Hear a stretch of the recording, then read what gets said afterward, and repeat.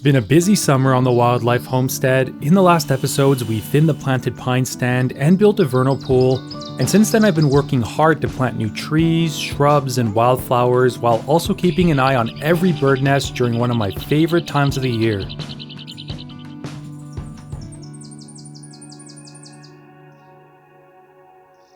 We last left off with our female American robin sitting on 3 brilliant blue eggs. And close by, the female eastern Phoebe was building multiple cups trying to decide where to nest.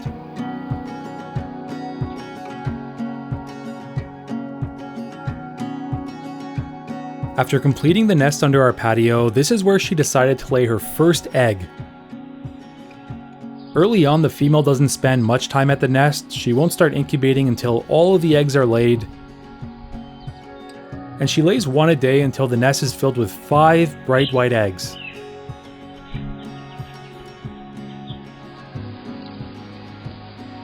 For the next 2 weeks, it's her responsibility to tend to these eggs while the male keeps a watchful eye and comes in with the occasional food delivery.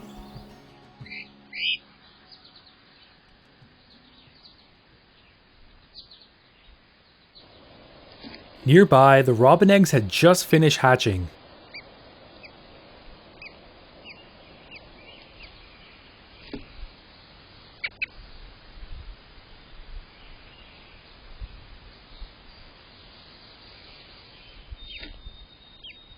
With both parents working all day to collect food, feedings are happening every few minutes, and it doesn't take long for these chicks that are barely visible in this cup to completely fill up this space.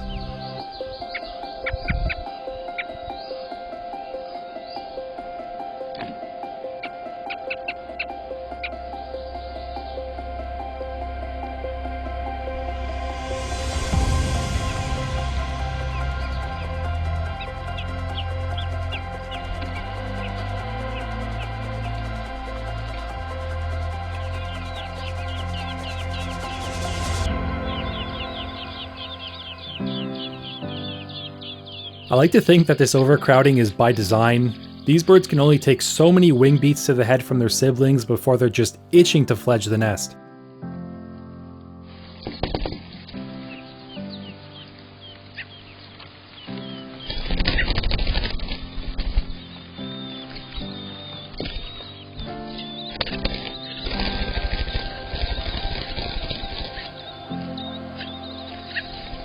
After spending a few days stretching out their wings, the whole clutch fledged. Unfortunately, the camera missed every single one of these birds leaving, but at least they hadn't gone too far.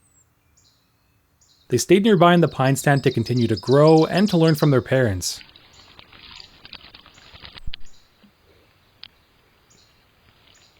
It was around this time that I started replanting the whole front section of the property.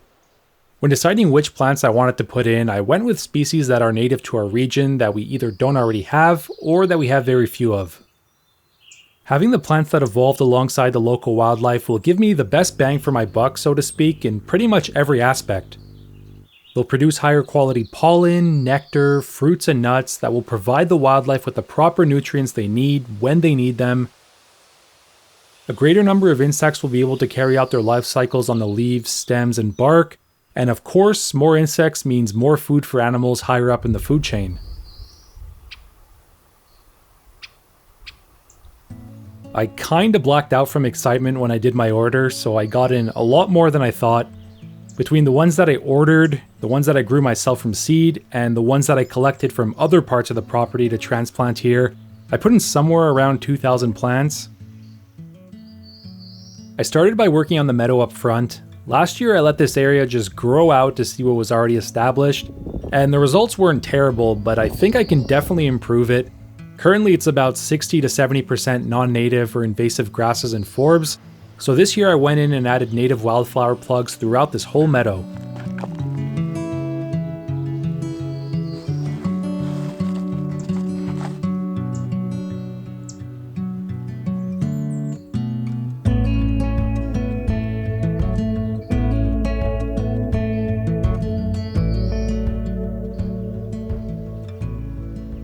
Even though I planted a few hundred plants in here, I feel like it's barely noticeable. It'll take time for them to grow and fill out this space, but I'm going to continue to grow flowers and grasses to plug in here every spring. That way over time we can shift this patch from non-natives to more productive native plants. I'm pretty much doing the same thing beside this meadow at the vernal pond and the trout pond. The water is a good attractant for wildlife, but equally as important is the vegetation that surrounds the ponds. Not only does it improve the water quality by preventing erosion and trapping excess nutrients from entering the water, but it's also where a lot of the wildlife that are attracted to the ponds concentrate.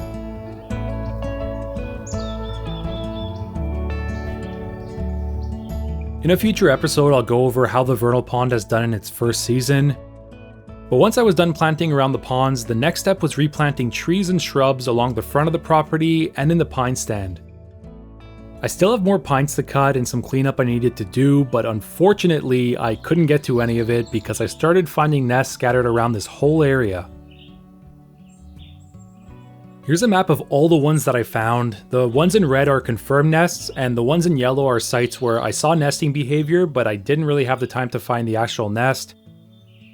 I could have maybe worked around them, but I think I'd be way too stressed, and I'm sure the birds wouldn't appreciate all the noise, so instead of doing everything in one year like I wanted, I'll have to spread this work out over the next year.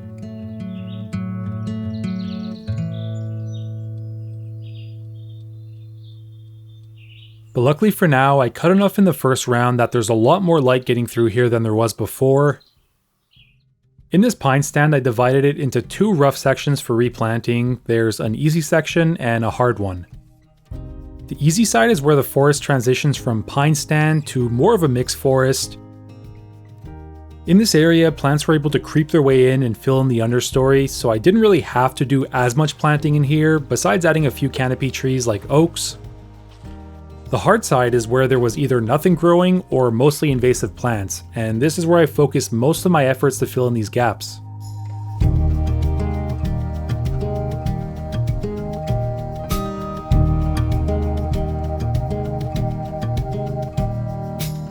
It'll take a while for these trees and shrubs to fill in the space, so I also cleared more of the needles and seeded the area with wildflowers to grow here as the trees mature. I wanted to come in with my own native seeds because if I don't, this area will fill up with invasive hawkweed. This stuff grows absolutely everywhere and it outcompetes our native vegetation.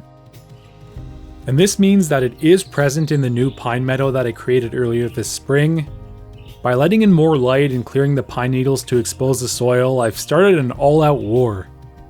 The native seeds I spread here are growing well, but most are perennials that will only start to flower and take off in years 2, 3, and beyond, so progress is slow. Trees and shrubs have also been trying to take over this area, as well as some invasive flowers, so it's pretty chaotic in here. To make sure the trees and shrubs don't dominate the meadow, I'll have to come in once a year and cut back the vegetation. And in terms of invasive wildflowers, I'll never be able to remove 100% of them, but I'm using a couple of different techniques to minimize their impact. The first is manually removing them. It took me a day to take out all the hawkweeds in the pine meadow, and in their place I planted native wildflower plugs. If I do this often enough, our native plants should establish and fill in this area, making it harder for the invasive species to take over in the future. The second thing I'm doing is fighting fire with fire. I'm putting in a few aggressive native species like common milkweed and some of our goldenrods that should be able to put up a much better fight against the invasives. At the end of the day, I'd rather have a meadow of aggressive native species than one filled with invasives. The reason I'm obsessing about these native plants is because it's really important to try to get as many insects as I can in these areas because they'll be the prime hunting ground for some of our nesting birds. Tree swallows are one of the species I'm excited to see hunting above this future meadow. While I was planting, they were up front inspecting this nest box every morning. Little did they know that chickadees were also interested in this box, but they would only visit in the afternoon. So for about a week straight, they were unknowingly fighting for the same box. Swallows were making themselves at home in the morning, and chickadees in the afternoon.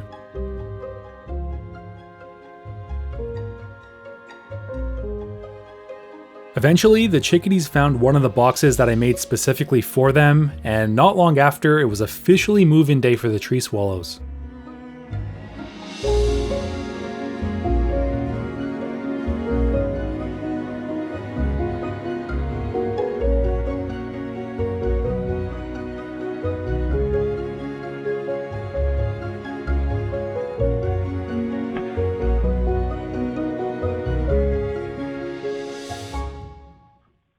Once the grasses and leaves were brought in, the next step was to bring in as many feathers as possible. I've had a few cameras on tree swallow nests over the years, and I've always found it interesting how good they are at finding feathers. In our area, I wouldn't be surprised if they get some help from the resident sharp-shinned hawk pair. The feathers they leave behind from a kill would be perfect for swallows and any other bird to line their nest with. Even after the first eggs were laid, they were still bringing in new feathers, and unfortunately, all of them eventually covered our view of the eggs, so I couldn't tell how many she ended up laying. I wasn't too bothered though, because just a nest box away, I had a camera on another tree swallow pair.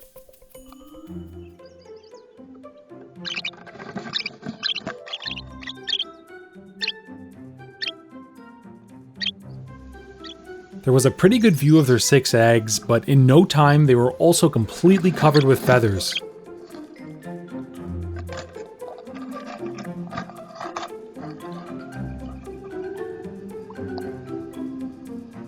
So I got the hint, these tree swallows obviously wanted some privacy, so we'll have to check in on them a little later.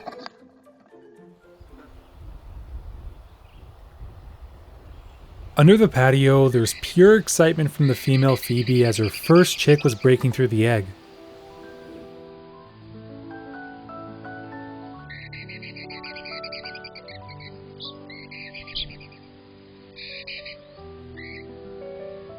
One by one, the eggs continued to hatch over the next 48 hours until there was 5 little Phoebe heads poking out of the nest. The female had sat on the eggs for about 2 weeks, and now it's also her responsibility to brood the chicks for the first couple of days. While she was tending the nest, the male was out gathering food to feed everyone.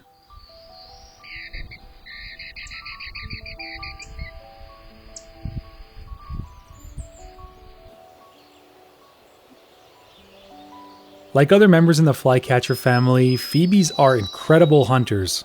They'll perch anywhere and everywhere to give themselves a better vantage point, and while constantly scanning their surroundings, these strong and agile flyers are able to quickly jump into action.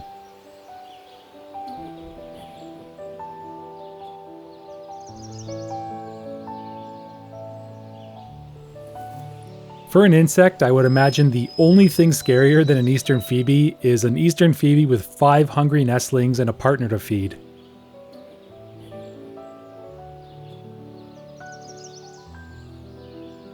With parents this efficient at hunting, the chicks grew quickly over the next week.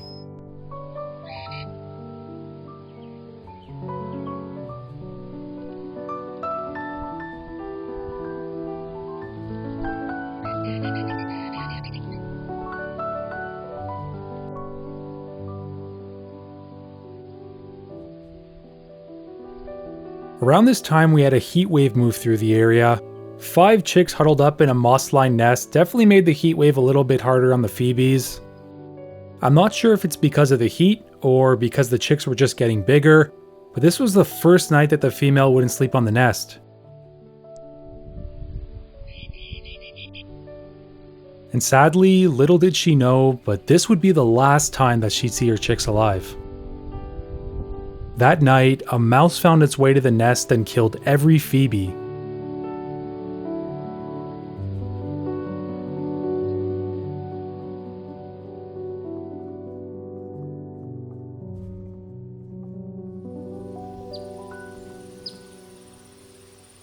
This is the unfortunate part of the breeding season. The parents can do everything right for weeks, but in just a few minutes, all of that time and energy could be for nothing. My biggest concern when the Phoebe started building here was that there was no way to predator-proof this site. The garage was much higher and a lot safer, and after their first nest was raided, this was where the pair returned to. Luckily, one of their dummy nests from earlier in the season was almost fully built.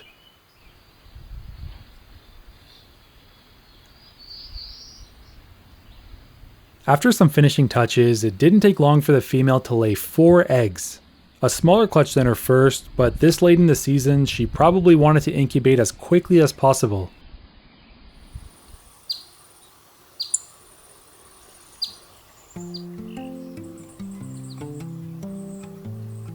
I knew the Phoebes would need all the help they can get, so I collected some tall branches and set them up around the meadows and ponds to give them even more places to hunt from.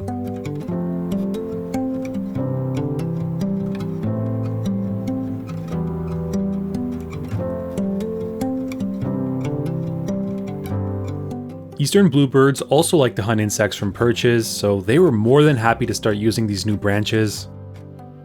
Before I set these up, they were mostly using the top of the bat box.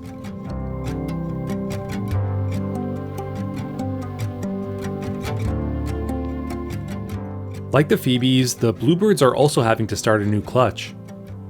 They were originally nesting somewhere across the street, but given the time of the year, they wouldn't have had enough time for their first clutch to fledge, so the nest was likely raided.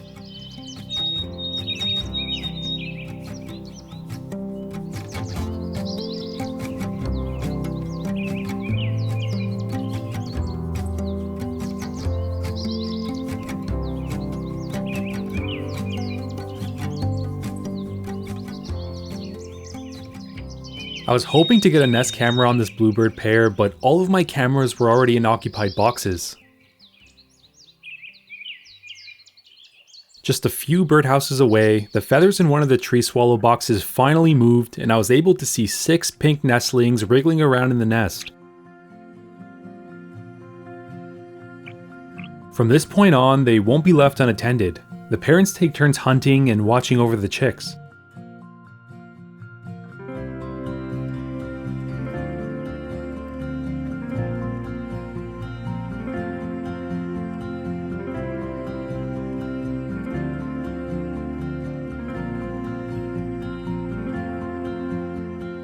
At the second tree swallow nest, I was only able to get a good view of the chicks at around 1 week old. It's nice to see that this pair also had 6 eggs hatch, a very healthy clutch size for tree swallows.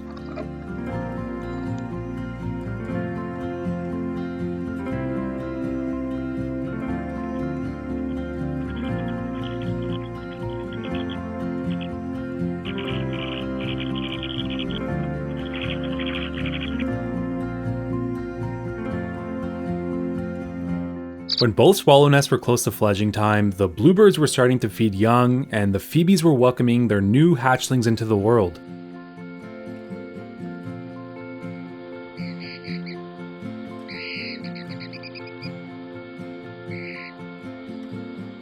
Between all the birds hunting for food for their young, as well as all of the fledglings from other nests, this was probably the busiest time around the Wildlife Homestead.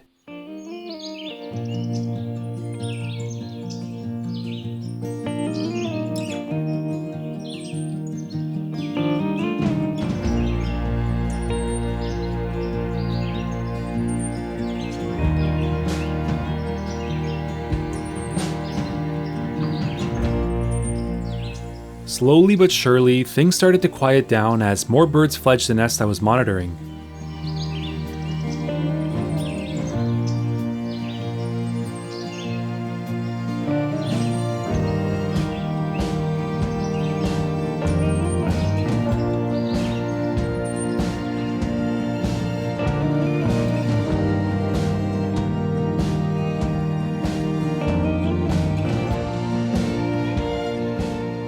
With the adults circling with mouthfuls of insects, they were able to entice each chick to leave the nest.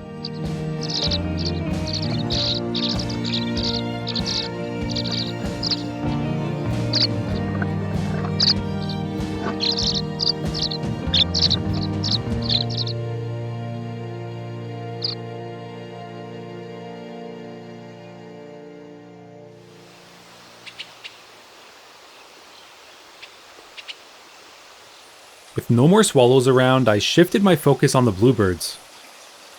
Although I couldn't see inside the nest, it was interesting to watch what the adults were catching to feed the young.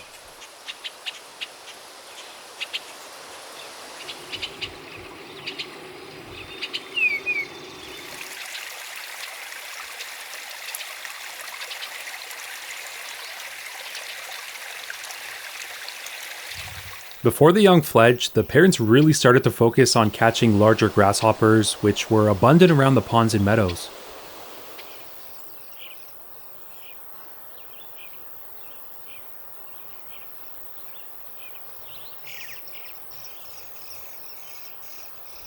In the span of a few days, bluebirds, chipping sparrows, song sparrows, and juncos all had their young fledged the nest.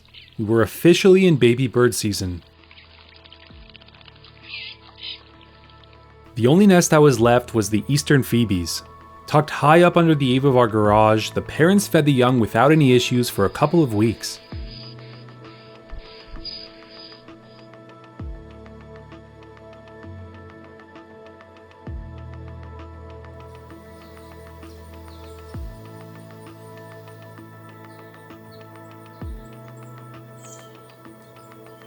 Late one afternoon, I saw a small bird sitting in the pines behind the garage. At a quick glance, I wasn't sure if this was one of the phoebes or if it was another young flycatcher, but funny enough, even at this age, the bird started doing the patented Phoebe tail bob.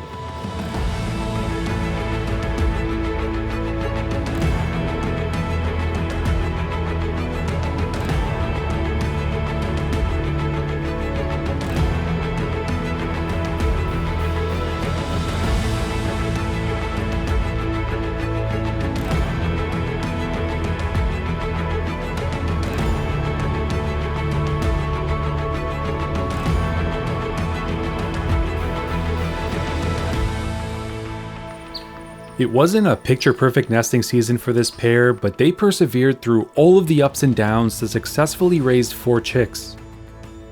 Little do these fledglings know that they were only given a chance at life because of the sacrifice their siblings made before them. They'll continue to fuel up for the summer before leaving for the long and dangerous fall migration. With the skills they learned from their parents, and with a bit of luck, I'm hopeful that next spring, the crisp, cool air will be filled with songs from these eastern phoebes.